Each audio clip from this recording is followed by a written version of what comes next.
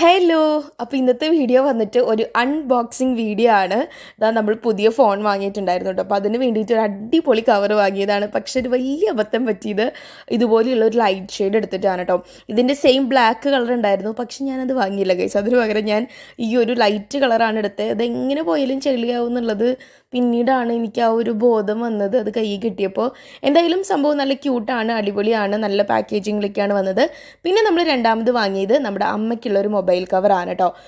ഇത് അടിപൊളി കവറാണ്, എനിക്കിത് ഭയങ്കര ഇഷ്ടമായി. അഫോർഡബിൾ റേഞ്ചിലുള്ളത് തന്നെയാണ്.